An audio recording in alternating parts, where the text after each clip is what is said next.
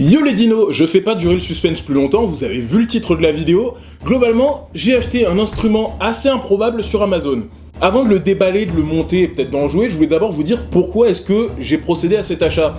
Globalement parce que je voulais parler de cet instrument un jour sur ma chaîne, que je me suis dit que ça serait peut-être intéressant d'en avoir un, et vous raconter un peu aussi quelques histoires, l'anecdote, enfin quelques petites anecdotes autour de cet instrument. L'occasion s'est présentée et ça m'a beaucoup intrigué de trouver ces instruments-là à ce prix-là. On en rediscutera après, mais voilà. Et d'ailleurs, vous avez été nombreux à voter sur Instagram, donc je vous affiche le résultat qui est ici, donc on se retrouve à l'heure que tu dis. Allez, on commence. D'ailleurs, merci à mon ami Pikachu de me tenir la caméra, parce que peut-être que j'en aurai besoin pour faire des plans un peu plus rapprochés de l'instrument plus tard. J'ai parlé trop vite, non? Allez. Voilà. C'est énorme. Waouh. Attends, la poche... Ok, la poche est déjà montée, ce qui est vraiment cool, comme ça j'aurai pas besoin de le refaire plus tard. Je vous expliquerai plus tard, tout à l'heure, hein, quelles sont les différentes parties de cet instrument.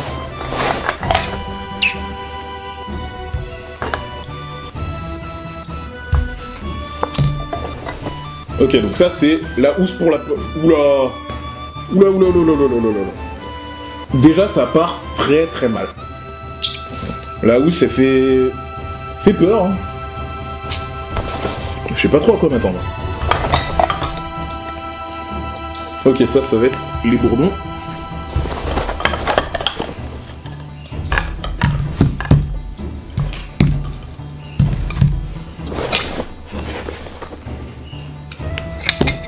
Hop.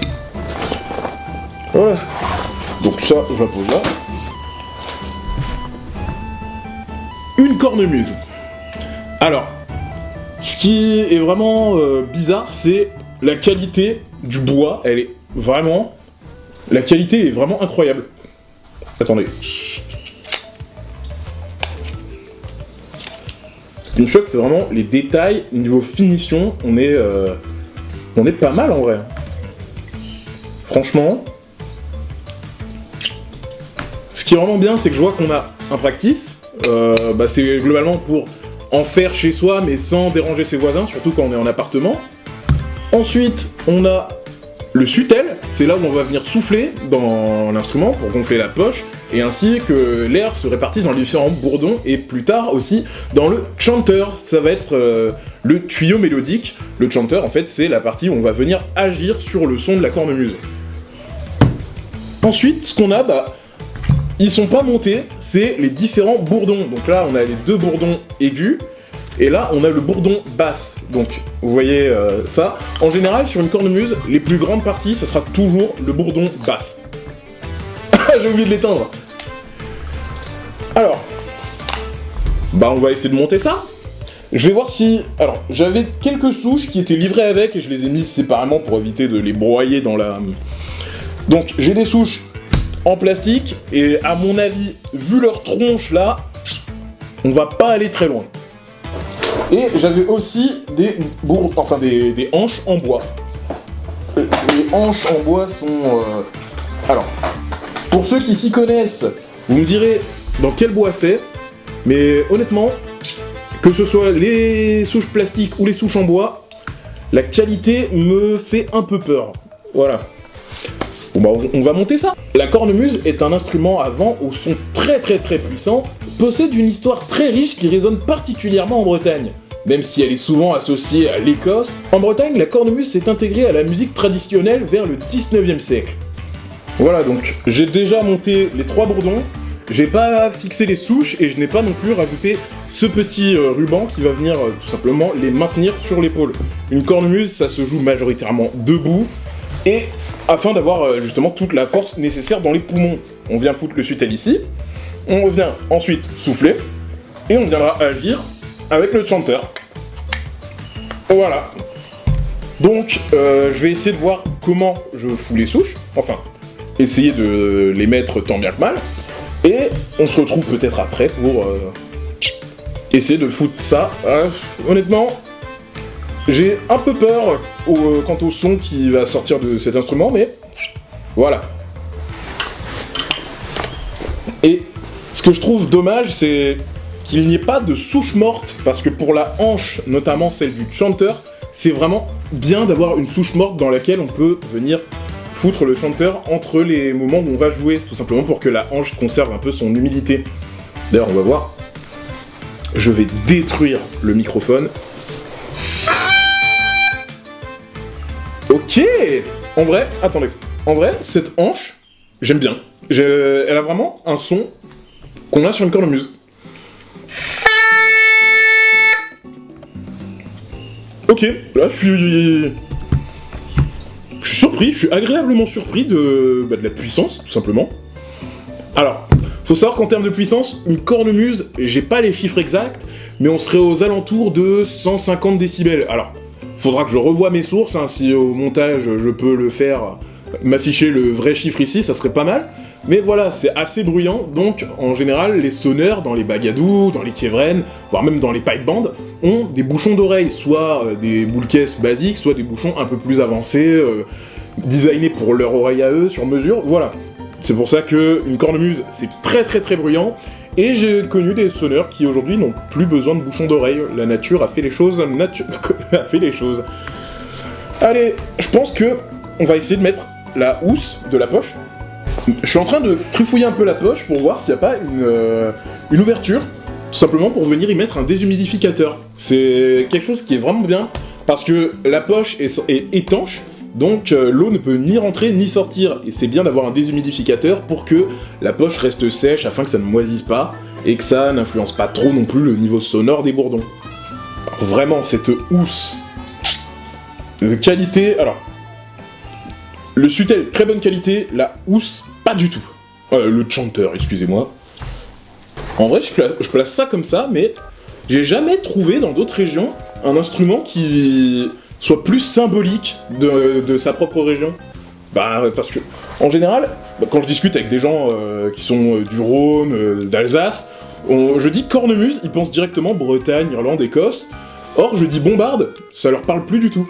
Et pareil, quand je dis biniou, bah ils savent pas trop ce que c'est, et même pas ce que c'est la différence avec la cornemuse.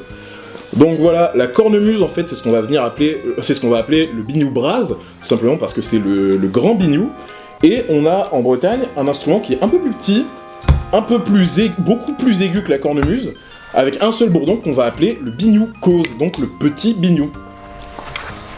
Si ça vous permet de briller en soirée.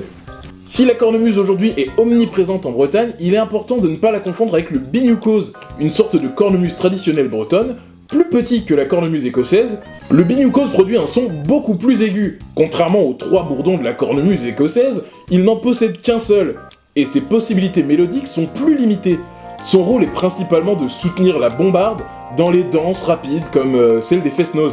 En résumé, la cornemuse écossaise ou biniou brase, souvent utilisée en Bretagne, est majestueuse, polyvalente, tandis que le biniou cause est plus vif et joyeux. Oula, j'ai eu un petit problème de caméra, et sachez que pendant ce temps-là, j'ai fixé le sutel, j'ai essayé de fixer le bourdon basse, et la hanche du bourdon est tombée dans la poche.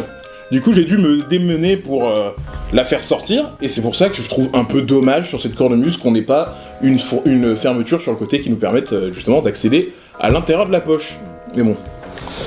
Allez, on continue. En Bretagne, la cornemuse est partout, que ce soit dans les festivals ou alors des événements traditionnels comme le festival de Cornouailles ou les filets bleus. Voici quelques exemples de moments ou de lieux où on peut l'entendre. Premièrement, les bagadous. Ces ensembles de musique bretonne sont incontournables, souvent composés de cornemuses, de bombardes et de percussions. Vous pouvez les entendre dans des compétitions comme les championnats de bagadou, souvent à Lorient, pendant le festival interceltique. On a aussi les kévren, similaires aux bagadous, mais souvent plus petits. Ces ensembles se produisent souvent dans les pardons, les fêtes religieuses, ou lors de fest-noz. Et en parlant de ça, les fest-noz, ce sont les fêtes de la nuit où on danse sur des airs traditionnels. C'est un excellent endroit pour entendre les cornemuses jouer des airs festifs aux côtés des bombardes.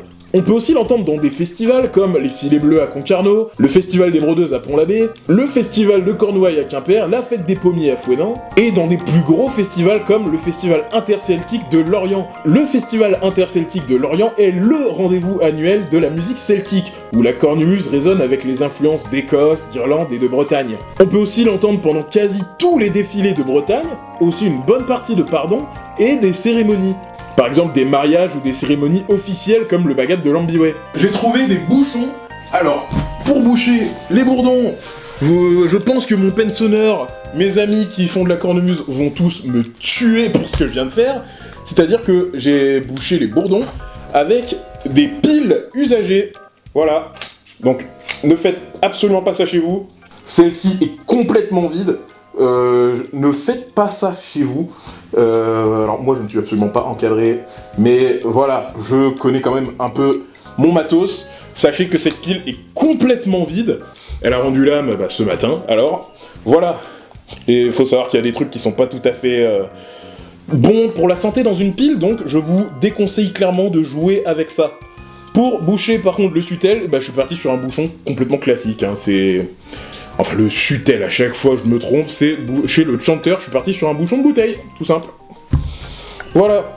Donc, pour accorder une cornemuse, on va venir d'abord insérer le chanteur, on va venir jouer, on va venir souffler dans le sutel, et ensuite on va influer sur les différentes coulisses qu'on a sur les bourdons.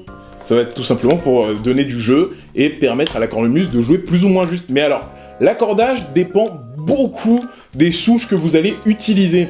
Tout simplement parce qu'il y a certaines souches où il va falloir souffler plus longtemps ou alors plus fort avec plus ou moins d'intensité pour que la note soit la plus proche possible de ce à quoi on s'attend. Donc moi je sais pas trop comment fonctionnent les souches que j'ai. Et j'espère qu'accorder ça va être assez simple. Et c'est ce qui est souvent dur aussi quand on commence la cornemuse, c'est d'arriver à avoir un son avec le chanteur. Donc là je pense que ça devrait le faire, mais voilà. Ah, ça, le bouchon tombe déjà.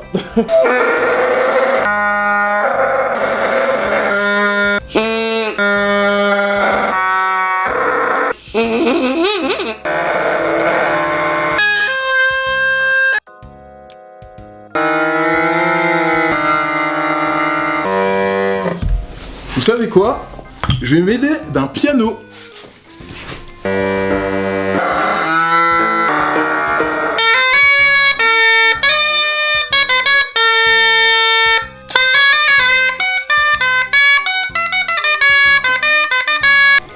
Donc le chanteur marche très très bien, la hanche est vraiment incroyable. Par contre, en ce qui va être des bourdons, c'est catastrophique. Mon verdict final sur cette cornemuse, déjà faites très attention à ce que vous achetez sur internet. On peut avoir de très bonnes surprises comme de très très gros regrets. Ça, honnêtement, ça me fait ni chaud ni froid parce que je sais que globalement ça fait un très bel objet de déco parce que vraiment elle est magnifique. Autant niveau son, c'est pas trop ça. Autant le sutel et le chanteur et le practice sont vraiment de qualité top. Autant les souches, enfin les hanches surtout des bourdons sont catastrophiques. Donc j'espère que cette vidéo vous aura plu. Alors je sais pas trop ce qu'on en fait. Peut-être que je peux la filer à quelqu'un d'entre vous ou alors il y a un magasin à Concarneau qui s'appelle Tiercenerian. Et c'est littéralement le Ollivander des instruments de musique. Venez, si ça vous dit, je peux essayer de voir avec lui comment on peut rendre cette cornemuse sonnable. Ça vous tente ou pas? Bon, dans tous les cas, les commentaires sont là pour ça. Quitte à aller dans les commentaires, n'hésitez pas à me donner vos avis, que ce soit sur cette cornemuse ou alors ce que vous avez appris. Hein. Moi, ça me fait toujours plaisir d'avoir quelques retours. Et attendez, en parlant de retours, je vais voir si je peux pas appeler quelques potes. Je vais appeler un ami que je connais depuis très longtemps, qui est sonneur au bagad Cap Caval, enfin qui est pour l'instant beaucoup sur le bagadig, mais qui va peut-être un jour aller sur le bagad. Si vous connaissez pas Cap Caval, c'est une très grosse pointure du monde sonérien, étant donné qu'ils sont très souvent champions de France. Bon je vais l'appeler, voir ce qu'il a à dire. Allô? Allô Titou? Oui. C'est juste pour savoir, tu te rappelles la cornemuse complètement foireuse que j'avais achetée? Du coup, je suis en train de faire une vidéo dessus. Oh putain. Non mais t'inquiète pas, ça sortira mercredi, et c'est juste pour savoir, est-ce que t'aurais éventuellement quelque chose à dire, si jamais, aux abonnés? N'achetez pas. Globalement, ouais, c'est ça, faites attention à ce que vous pouvez trouver sur internet. Et est-ce que t'aurais... C'était quoi ce que tu m'avais dit quand t'avais vu la première fois l'instrument? Aucune idée, mec, ça fait super longtemps. En tout cas, merci beaucoup, ça te dérange pas si je mets cet extrait en vidéo? Non, t'inquiète. Ok, pas de soucis. Bah, j'ai essayé de l'accorder avec mon piano. C'est les souches qui sont dégueulasses et j'ai proposé aux abonnés que j'aille chez Tier Sonerion et qu'on voit ce qu'on peut faire pour la cornemuse. Grosse idée de merde ou est-ce que ça part bien? C'est vraiment une idée de merde. Hein. Ok. Bah comme tu le sais, j'adore les idées de merde. Ah ben, n'y va pas. C'est ça que je peux te donner. Bah écoute, merci en tout cas d'avoir répondu et puis bah à la prochaine. Ouais, à la prochaine. À plus. Salut. Donc voilà, ça c'était l'avis de mon poteau Titou, qui est du baguette Cap Caval, donc une très très grosse pointure. Et là, je vais essayer de voir avec une autre amie qui est sonneuse dans un baguette un peu moins connu, un peu plus petit. C'est le baguette d'Ergarmel qui performe en 4ème catégorie et qui est vraiment très très bien. Bon, je fais de la pub pour les bagades, hein. Vous inquiétez pas, Loctudi, j'arrive. Vous inquiétez pas, le baguette de Loctudi et le baguette de Briec, je suis là, je suis toujours fidèle. Alors...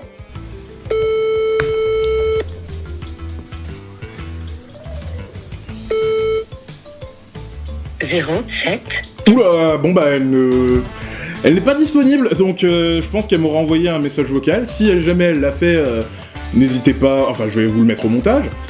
Si jamais c'est pas le cas, bah j'espère que la vidéo vous aura plu. En tout cas, moi c'était vraiment quelque chose de très cool et à la fois de très divertissant de déballer ça avec vous. Et puis bah j'espère que ça vous a plu autant que moi. Et je sais pas trop quoi dire pour la fin, donc à la prochaine tout le monde, c'était Velociraptor. Salut! Coucou ma grande, j'ai essayé de t'appeler, c'est parce qu'aujourd'hui j'étais sur le tournage d'une vidéo sur laquelle j'ai acheté une cornemuse sur Amazon. Alors, elle est très inégale et très aléatoire, et du coup c'était pour savoir si éventuellement tu serais d'accord de faire une petite intervention, si tu veux que je t'envoie des photos de l'instrument. Après tu me dis si t'es d'accord ou pas. Attends, j'ai retenu une cornemuse sur Amazon. Ah, pardon, sur Amazon. Oi, qu'est-ce que c'est que ta cornemuse là? J'ai peur, hein. Non, déjà je veux bien voir la gueule de ta cornemuse. Parce que... Ah, mon frère sur Amazon, je sais pas, mais attends. Qu'est-ce qu'ils vendent sur Amazon, la cornemuse?